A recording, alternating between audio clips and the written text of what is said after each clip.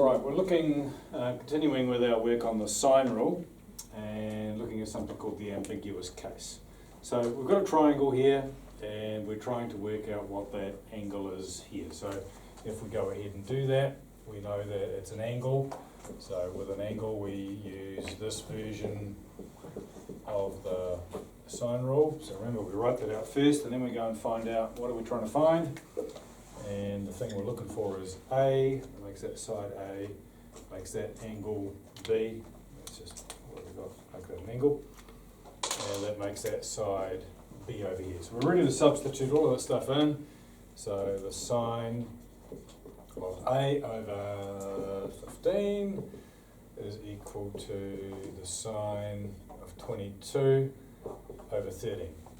If we then carry on with that, the sine of A 15 times the sine of 22 over 13, and therefore A is equal to inverse sine, and we have to write all of that stuff again. 15 times the sine of 22 degrees, all over 13. So we'll do that on the calculator. So inverse sine, hit the friction button, 15 times sine of 22 all over 13, and I get an answer of 25.6, so we'll call that, we'll go to the nearest degree and we get 26 degrees. Now somebody might argue that I've drawn the triangle wrong because this doesn't look like 26 degrees. Okay, it's an obtuse angle. And I'm going to tell you that the diagram is correct. Okay, it's an obtuse angle that I'm after. I don't want 26 degrees, so we followed the method correctly. Okay, so there's nothing wrong with the way that we filled out the sine rule. Your calculator hasn't done anything wrong either. I know many of you have gone and done this and you got 26 degrees just as I did. So there's nothing wrong with our method, there's nothing wrong with the calculator, there's nothing wrong with the drawing. So what we've struck is something called the ambiguous case. So if something's ambiguous, it means that it can have more than one meaning. So more than one meaning. Typically in English, when we talk about something being ambiguous, then somebody tells you something and they say, did they mean this or did they mean that? I'm not entirely sure.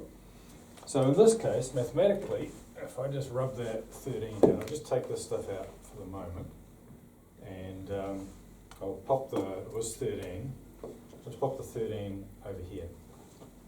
Now it depends how we draw the diagram, because this diagram could also be drawn this way with that 13 centimetres too.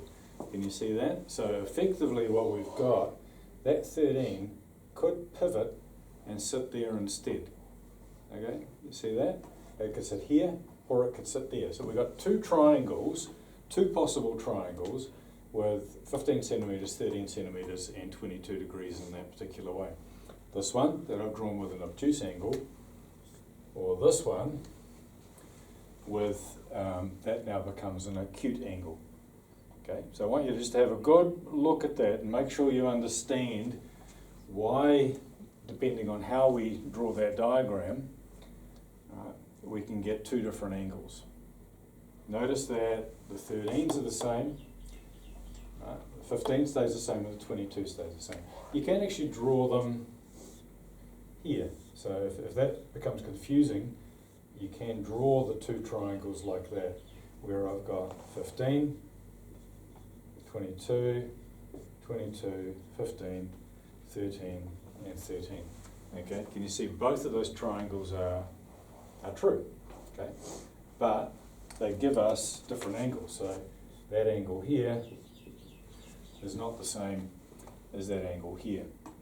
Now, as I mentioned, your calculations aren't wrong, and your calculator's not wrong, so we resolve that by recognising that what we've got is the ambiguous case. And typically, we know we've got an ambiguous case if we are expecting an obtuse angle, but our answer is acute, then we've probably got an ambiguous case. And in that case, what we do is this. We look at this triangle and we think, actually, those two sides are the same, aren't they? Okay, they're both 13. That means these two angles, this one and this one, have got to be the same as well. Both of them must be the same. Well, what we've done actually is we have worked out this angle. Okay, what we've done is we've worked out this angle here, right? The acute angle, 26 degrees. Makes that 26 degrees, and therefore 180 minus 26 is 154. And that's the answer that we want. Okay, that's the answer what we want.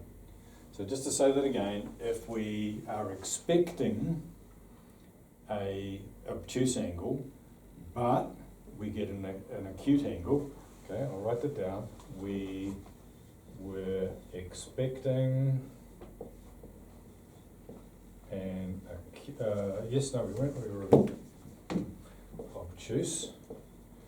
We were expecting an obtuse angle, okay, but we calculated an acute angle. Then we subtract that angle from 180 degrees. So that's the rule, okay? You don't have to draw the triangles every time. You just think, what did I get? I got an acute angle. What was I expecting? An obtuse angle.